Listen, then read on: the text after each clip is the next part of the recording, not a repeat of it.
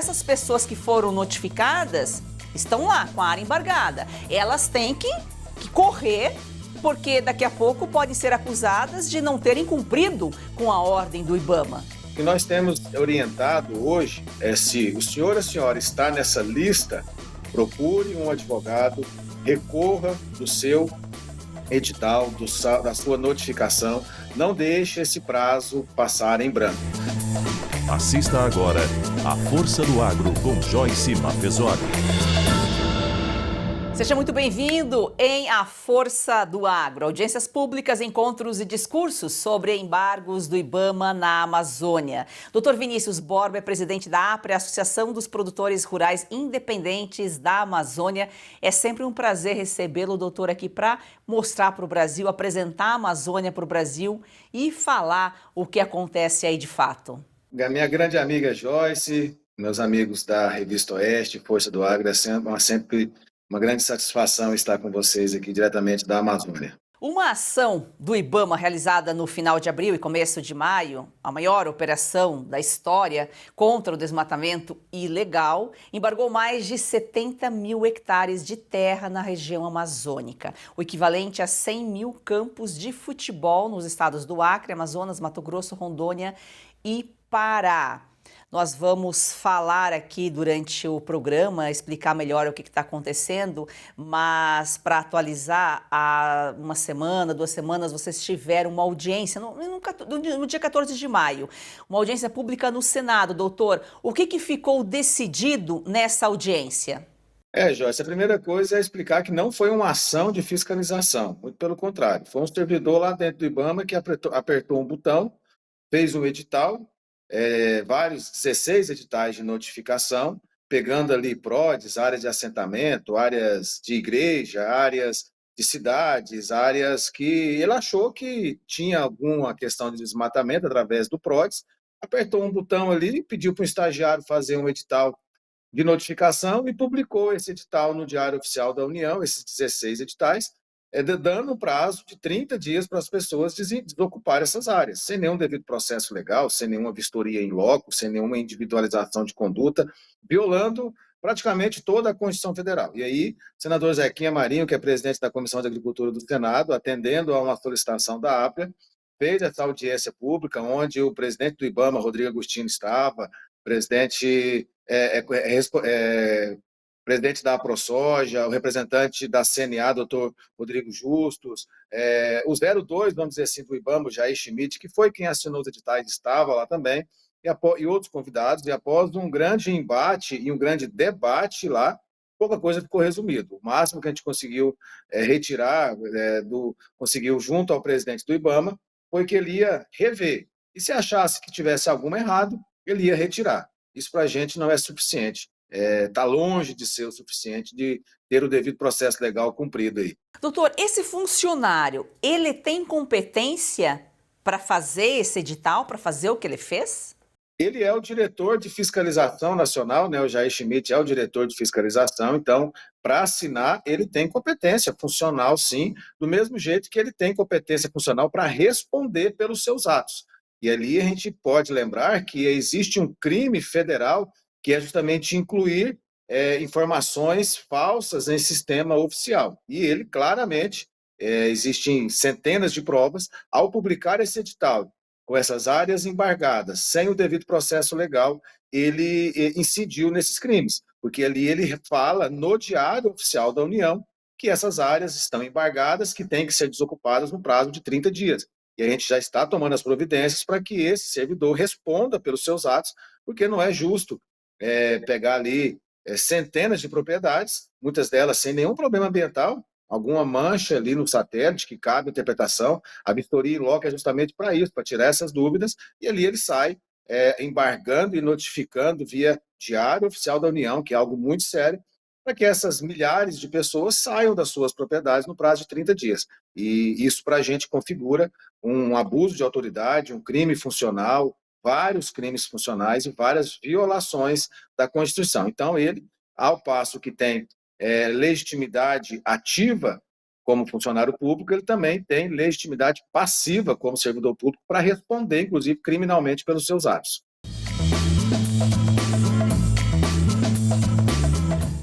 Nós já voltamos aqui a falar desse tema. Vamos agora com o momento jurídico. Doutor Eduardo Berbigier, sempre um prazer recebê-lo aqui, doutor. Prazer é todo meu, Joyce. Roubo aos aposentados do INSS. O deputado federal Nicolas Ferreira acionou aí o STF para obrigar a Câmara a instalar a CPI. Já falamos na semana passada aqui, né, doutor?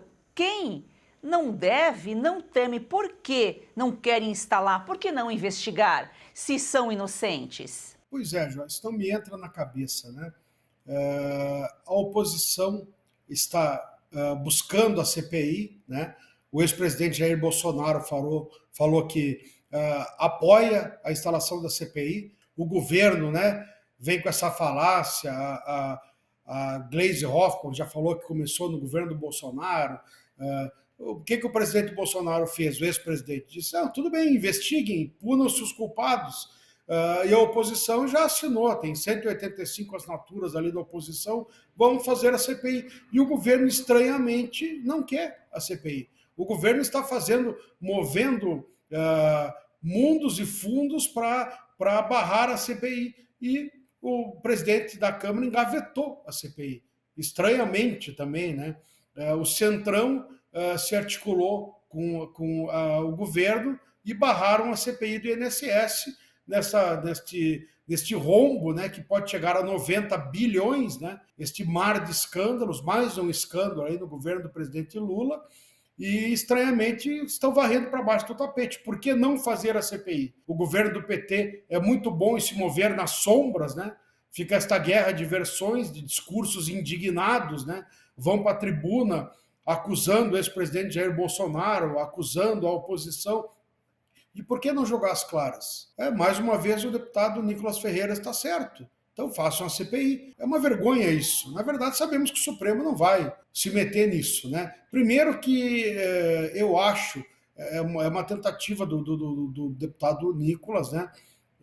Louvável, uma tentativa, assim, digamos, desesperada, né? De recorrer a alguém logo ao Supremo em virtude de não ter conseguido apoio dos seus pares, né?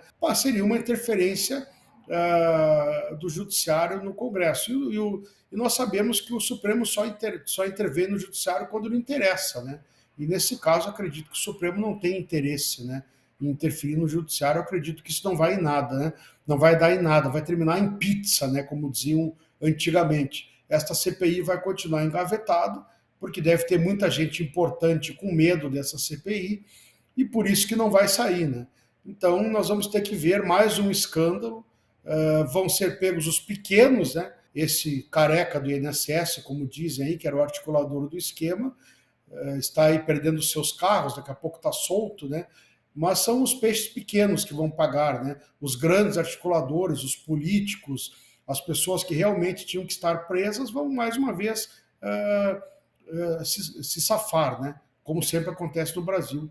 E nossas homenagens ao deputado Nicolas, que está tentando chegar ao fundo aí desse esquema, desse gigantesco esquema de corrupção, mas infelizmente os deputados governistas não deixam, né? E o governo federal está fazendo tudo para colocar panos quentes inexplicavelmente, né? Se o presidente tem tanto interesse em descobrir o que aconteceu, que faça a CPI. Falando em panos quentes, doutor, orçamento para 2026. O Ministério da Fazenda anunciou na semana passada o congelamento de pouco mais de 31 bilhões de reais para ajudar aí a cumprir a meta fiscal nesse ano, que provavelmente vai acabar contribuindo, né? O mercado até ficou animado, tal, mas ainda assim seria insuficiente para ajustar as contas públicas para o próximo ano.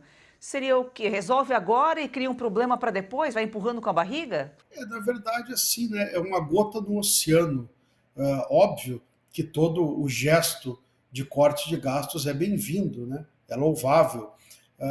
Só que são 30 bilhões, né? Dentro de um mar de despesas. Nós já mostramos aqui, né? Só os gastos acima do teto dos funcionários públicos são bem maiores do que isso, né? Então, se o governo fizesse a sua lição de casa em coisas básicas, já conseguiria cortes maiores do que isso. Então, isso é muito insuficiente, né, pelo déficit que está projetado para esse ano e para 2026. Então, não é nada, né?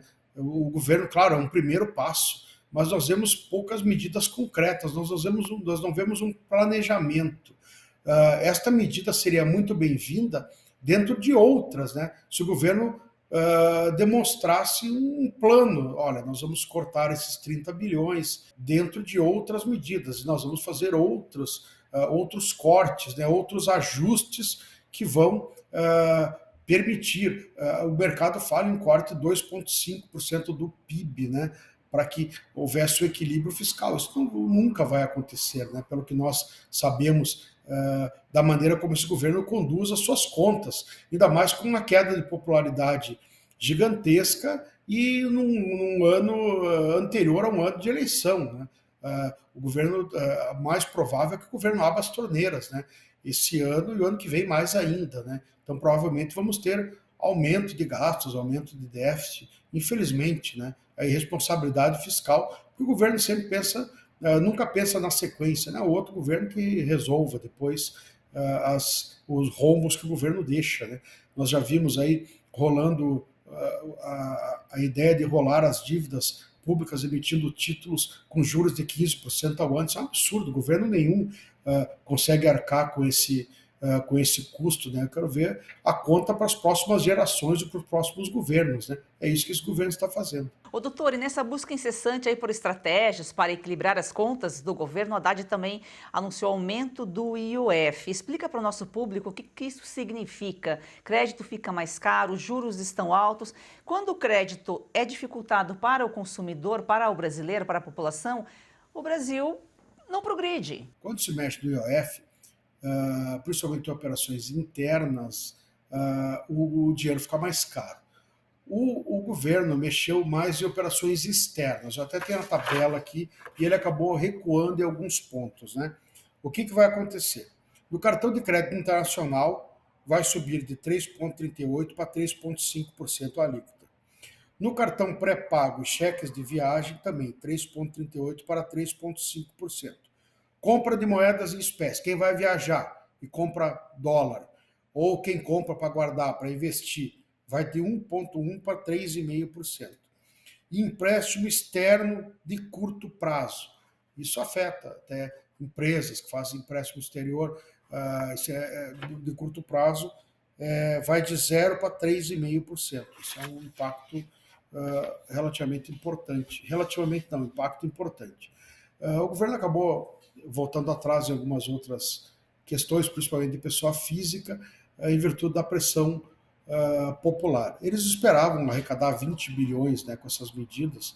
Vamos ver qual o ponto. Mas o que nós temos visto, né? O governo pouco corta de custos e busca sempre o aumento tributário, né? Nós já noticiamos aqui, Joyce, na nossa coluna, aqui no Força do Agro, no Momento Jurídico, que o governo teve ano passado um aumento real de 10% na arrecadação tributária federal. É muita coisa. Quem é penalizado? O contribuinte, né? As empresas, o contribuinte, e quem paga a conta no final. Todo mundo que vai lá, compra um produto do supermercado na gôndola, está pagando isso. E o governo já não tem mais muito para onde correr, porque as empresas, os contribuintes estão estrangulados, já não tem, e vamos ter aumento real esse ano de novo. Então o governo recorre ao IOF, a outras questões, IOF no exterior, porque já não tem mais muito para onde aumentar tributos, né? O contribuinte brasileiro já está estrangulado e o governo faz tudo menos a sua lição de casa, que é cortar custos, né? Então é uma fórmula fadada ao fracasso, né?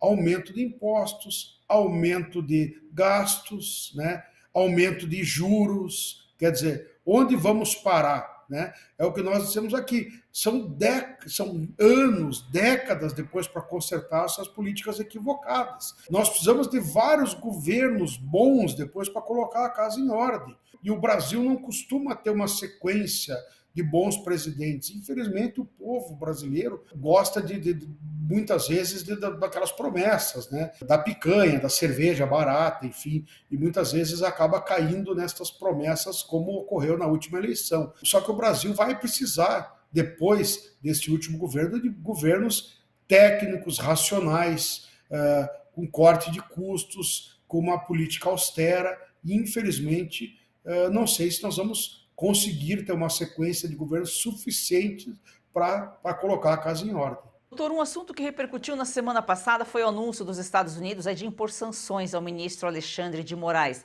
Alguns grupos criticaram Trump defendendo a soberania nacional. Nessa situação, eles defendem a soberania nacional. E lá em relação à Amazônia, quando estão dando a Amazônia para os estrangeiros, ninguém lembra de defender, né?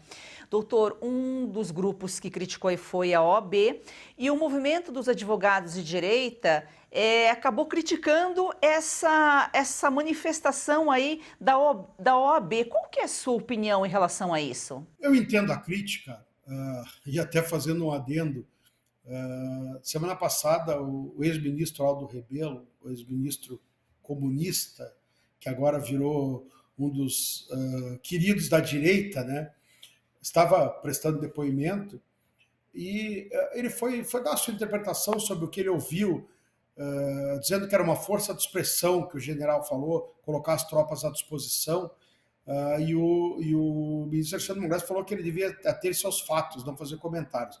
E ele falou que não ia ser censurado, e o ministro Alexandre de Moraes falou que ele se comportasse, senão ia ser preso. Quer dizer, o ministro Alexandre de Moraes está tratando até ex-ministros, ex-políticos, como se fossem crianças, moleques, né? Então está até divertido de ver essas sessões aí de Supremos, depoimentos. Eu entendo a nota dos advogados de direita, concordo com o teor da nota, em parte, pelo seguinte: o que eles colocam? A OAB falhou muitas vezes em se manifestar. A OAB foi omissa, porque o ministro Moraes, e aqui eu volto a dizer, não estou fazendo juízo sobre se é justo ou não a punição dos Estados Unidos, não estou falando sobre isso, estou falando sobre a postura do ministro Moraes em vários casos onde a OAB falhou. O ministro Moraes atropelou muitas vezes o direito dos advogados. O ministro Moraes não deu acesso aos autos do processo. O ministro Moraes não deu acesso a advogados regularmente inscritos na OAB aos seus clientes. E eu não vi a OAB, pelo menos de forma incisiva, se manifestar. E isso o movimento dos advogados de direita coloca. E eu concordo plenamente. A OAB foi muito omissa com relação a isso.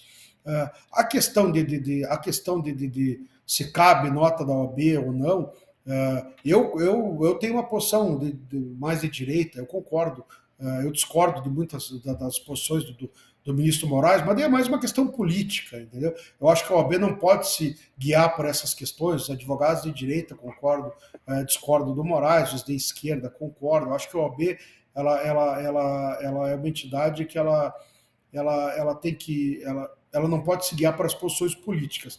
Mas o que eu concordo integralmente com a nota é o seguinte: a OAB errou ao não se manifestar no tempo certo sobre todas as violações de direitos que o ministro Moraes praticou dos advogados. Ela foi omissa e agora ela vem se manifestar sobre a violação aos direitos do ministro do Supremo.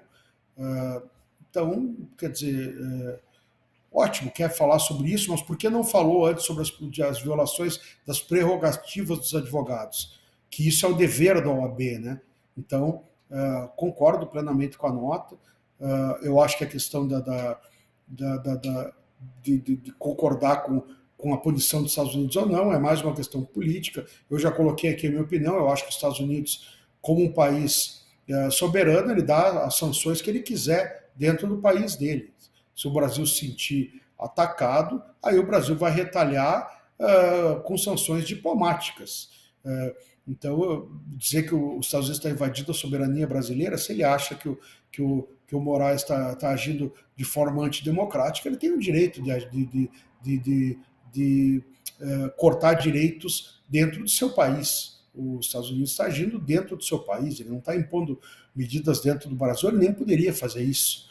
Então, nós sabemos que os Estados Unidos têm esta forma de agir, já fez isso com outros países, né? Mas é uma maneira dos Estados Unidos agir. Aí é uma questão de conceito. O Moraes não foi a esse extremo, claro, concordo, mas ainda é uma discussão política que nós não vamos entrar nesse mérito, nosso programa não é para isso. Mas o que eu concordo na íntegra com a nota dos advogados de direita é que a OAB falhou em não ter se manifestado incisivamente quando o ministro Moraes não permitiu a advogados regularmente inscritos que tivessem acesso aos autos, que tivessem acesso aos seus clientes. Isso é uma prerrogativa do advogado garantida em lei e garantida constitucionalmente. E uma entidade como a OAB, que representa uma classe, né, uma classe profissional, tem que saber quando falar e quando se calar. Doutor, muito obrigada aqui pela sua participação, pelas suas informações. Uma excelente semana. Eu que agradeço. Uma excelente semana a você, Joyce, e a todos os nossos telespectadores.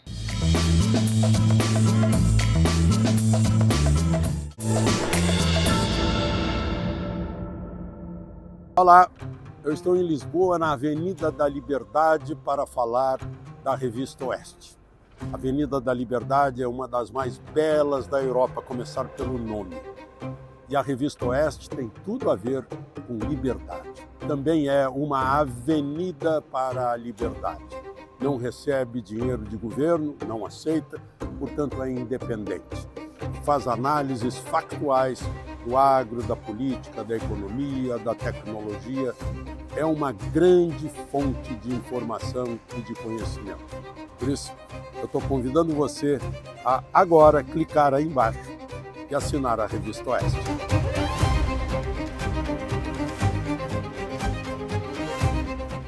Para assinar, acesse revistaoeste.com/assine ou leia o QR Code no canto da tela. Se preferir falar diretamente com a nossa equipe, entre em contato pelo número de WhatsApp DDD 11 942399799. Heloísa, quando vem para a escola, é uma alegria. Quando a criança ela resplandece nela esse desejo de ir longe no estudo, é porque o apoio pedagógico da escola é muito bom. Hoje eu sonho e sei que pode virar realidade. A Escola Professor Olindina Roriz Dantas é um projeto criado pela Agrodan, a maior produtora e exportadora de mangas do Brasil. Doce e sem fiapos, muito valorizada na Europa, está na hora de o brasileiro conhecer essa delícia. Kate, a manga para comer de colher. Da Agrodan para você, qualidade e sabor inigualáveis. Compre Kate, a manga para comer de colher e ajude uma criança. É o agro transformando vidas.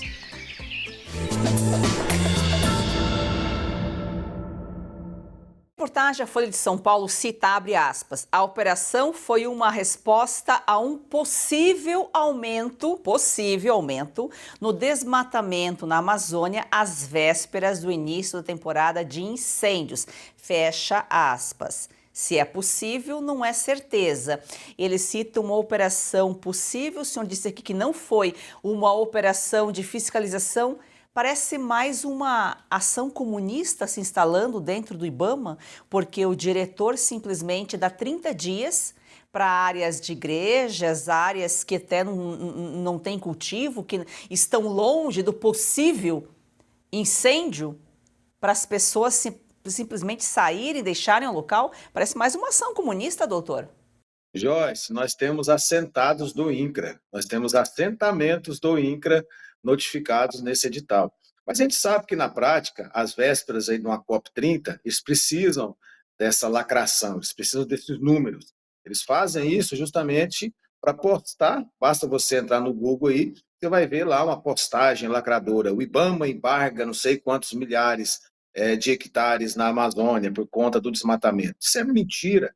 Nós estamos terminando agora um dos maiores períodos de chuva que nós tivemos na Amazônia. Isso por si só, quem conhece um pouco de fazenda, sabe que no período de chuva, igual a gente está saindo aqui, não tem desmatamento nenhum. Então, isso é conversa para inglês ver, copy, ver. Então, eles só querem criar números, eles só querem criar volume, eles não estão preocupados em ir a campo, em sentar e falar, pera lá, você tem um problema aqui, vamos resolver? Como é que você pode fazer? Eu vou assumir minha culpa aqui enquanto Estado? Não, eles só querem embargar, aprender e saindo aí, soltando esses números, porque é isso que eles vão mostrar na COP. Eles só têm isso para mostrar na COP. Querem números e manchetes, né? Manchetes da velha imprensa, que está aí a favor deles, que não verifica a informação, porque comprovação de que as áreas embargadas causam impacto ambiental não tem, pelo que o senhor colocou aqui. Só que, no entanto, essas pessoas que foram notificadas estão lá com a área embargada. Elas têm que correr, porque daqui a pouco podem ser acusadas de não terem cumprido com a ordem do IBAMA. Isso, Joyce. O que nós temos orientado hoje é, se o senhor e a senhora está nessa lista, procure um advogado, recorra do seu edital, da sua notificação, não deixe esse prazo passar em branco. A gente não sabe ainda se existe uma intenção mais obscura ainda, mas o que a gente tem certeza que é para fazer volume de mídia e manchete para a COP, e também pode servir de como um lançamento de um edital, e aí caso o senhor e a senhora não cumpra esse prazo de retirar o gado da área embargada ou contestar esse edital, o senhor vai ter a área ali notificada e descumprido o prazo, o que abre uma possibilidade do IBAMA, de forma aleatória, e aí começar a pegar bois de piranha, que a gente chama, começar a prender gado, sem o senhor ter aquela defesa, não, eu não fui notificado ainda. Então, antes, contestar judicialmente, administrativamente, esses editais de notificação, seja por conta da particularidade da fazenda, seja por conta da violação de quase todos os princípios constitucionais e do devido processo legal, que esse processo de edital publicado no Diário Oficial. Ou procurar a APRA mesmo, né, doutor? Você que está na Amazônia, que foi notificado, procurar uma das unidades da APRA, entra no Google, coloca lá a APRA para chegar até o doutor Vinícius. Para quem está fora, só para entender, o IBAMA publicou um edital online comunicando os embargos e já ordenando a retirada. Ele já comunicou e já ordenou a retirada do gado das propriedades em 30 dias sem notificação individual. O real motivo do IBAMA com esse edital, a gente não sabe, né? Como o doutor colocou aqui, a gente sabe que o governo precisa de números e manchetes para apresentar na COP, para apresentar para os estrangeiros, né? Porque isso aí é estar a favor de outros países que têm interesse na Amazônia, todo mundo sabe aqui, só que a gente, aí o brasileiro, e aí é um clamor que a gente faz aqui para o brasileiro, né? O país todo, para nesse momento se unir e se informar para ter a informação verídica, né, doutor? Isso, é muito fácil. Hoje, basta você entrar nas informações oficiais aí, a própria APRA vem trazendo muitas informações, vários parlamentares aí engajados nessa luta. Não caia nessa conversinha mole, enferrujada aí, de que a Amazônia está acabando, que a crise... Eu sempre falo, sempre que você ouvir crise climática, terrorismo climático, Amazônia, agro, desconfie. Vá na fonte, faça um desafio agora. Vá no Google e digite crise climática, mudança climática, você vai ver sempre as mesmas figuras, os mesmos pesquisadores, das mesmas ONGs, o mesmo terrorismo, que são pessoas que lucram com toda essa narrativa. Essas pessoas não estão ali porque estão preocupadas com o meio ambiente, não, elas são funcionárias de ONGs e são pagas com dinheiro vindo dos países desenvolvidos que querem justamente continuar poluindo o meio ambiente lá, falando que a Amazônia é responsável. Atenção, cansados de tomar vários comprimidos por dia, como magnésio, cúrcuma, creatina, colágeno e outros? Você que sente dores das articulações, tem artrite, artrose, reumatismo, fibromialgia, dores nas pernas, na coluna, esse recado é para você. Cauti, é isso mesmo. A Vitai Gold inovou mais uma vez e trouxe o Vitai 7.1, desenvolvido especialmente para você que tem mais de 50 anos. É uma fórmula revolucionária que une os 7 produtos com estudos científicos e que são os mais receitados atualmente. Portanto, vamos simplificar a vida. Tudo isso em uma única cápsula, trazendo o conforto e a praticidade e o efeito que você quer sentir para viver livre das dores. Count. E vejam só, com Vitai 7.1 você tem magnésio para a estrutura óssea, a cúrcuma para aliviar as dores, a creatina para fortalecer os músculos, o colágeno tipo 2 para as cartilagens, o MSM para reduzir os inchaços, a clorela para o fígado, a vitamina C para a imunidade. Todos esses ativos já possuem estudos científicos que comprovam a sua eficácia no auxílio a diversas doenças e no auxílio das dores e inflamação em geral. É isso aí, então liga agora, 0800 291 2200 e peça o seu Vitai 7.1. Tudo que você precisa em um único produto. E presta atenção, na promoção, as 100 primeiras pessoas que ligarem agora ganham 70% de desconto e vão ganhar esta câmera para garantir a segurança de sua casa e de quem você mais ama, que foi o maior sucesso entre os nossos clientes. Count. É isso aí, não fique de fora dessa. Chega de tomar 20 comprimidos por dia. Com apenas 2 cápsulas do VitaHep 7.1, você tem tudo isso de forma 100% natural. Então ligue 0800 291 2200 e mude sua vida hoje. E, doutor, o edital também menciona terras brancas. O que seria isso, terras brancas? Esse termo terras brancas que a gente usa muito aqui são as terras que estão fora das terras indígenas e a unidade de conservação ambiental e já cobrem quase que metade, mais de metade do território amazônico. Então, se você pegar ali a Amazônia como toda, onde vivem 30 milhões de brasileiros, e for plotar o mapa das terras indígenas, unidade de conservação ambiental, quilombolas, assentamentos, fora daquilo ali e outras tantas questões, são áreas brancas. Teoricamente, são áreas onde o mero mortal, que sou eu, posso viver ou poderia. Só que como eles querem justamente estrangular a produção da Amazônia, expulsar os amazônidas daqui, esses 30 milhões de brasileiros que o resto do Brasil esqueceu, é conveniente, é necessário essa jogada de, primeiro, criminalizar o agronegócio, para começar a expulsar produtor por produtor, pequeno, médio, grande, produtor que votou no Bolsonaro, que votou no Lula, vai sair todo mundo se não fizermos nada. E, com relação às pessoas da cidade, é justamente deixá-los na pobreza, que aí sim inicia-se um ciclo migratório, que as pessoas começam ou morrer de fome, ou morrer de doença aqui na Amazônia, ou mudar para outros estados que têm melhores condições, como São Paulo, e aí sim nós vamos esvaziando a Amazônia, e ao esvaziar a Amazônia, cria-se um ambiente favorável para criar terras indígenas, unidade de conservação ambiental, que nada mais é do que entregar isso para os gringos, porque quem gerencia essas grandes porções de áreas na Amazônia são as ONGs que, como eu disse, são manipuladas, investidas e pagas pelo dinheiro internacional. É muito discurso, muita gritaria, sem resultado, mas nós estamos aqui, doutor, para levar a informação verdadeira para o Brasil, e é uma situação que são 30 milhões aí na região amazônica, só que é uma questão do Brasil, uma causa do Brasil defender a Amazônia. Sempre um prazer recebê-lo aqui, doutor. Muito obrigado, Joyce. A gente tem que trazer, não é um tom negacionista. Você não vai me chamar de negacionista, porque assim, aqui na Amazônia, onde eu vivo, tem 80% de floresta. Duvida, pesquisa no Google. O Pará tem mais de 70%. Então, negacionista não sou eu. É os outros estados que já devastou a floresta toda, porque a gente tem que lembrar. Se você não lembra das aulas de história, você vai ver naquele mapa do Brasil em 1500, só tinha floresta. Onde é a sua casa, você que me assiste muitas vezes me critica aqui na Amazônia, onde é a sua casa, em Brasília, Curitiba, Rio de Janeiro, São Paulo, antes era uma floresta. Eu sempre tenho falado, já que você se preocupa tanto com a floresta, deixa sua casa, destrói sua casa, que você vai ver daqui uns dias sai uma árvore no lugar. Ou então abandona sua casa e deixa um índio morar aí. Não é bem assim.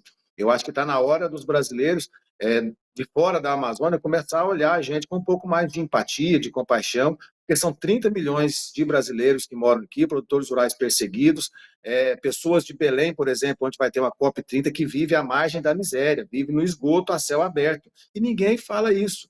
E aí, você se pergunte aí de fora da Amazônia, se nós 30 milhões aqui deixarmos de existir, será que a gente não vai fazer falta? O alimento que a gente produz, lembrando que só o Pará tem o segundo maior rebanho bovino do Brasil, será que essa proteína, essa carne que sai daqui para a sua mesa não vai fazer falta aí?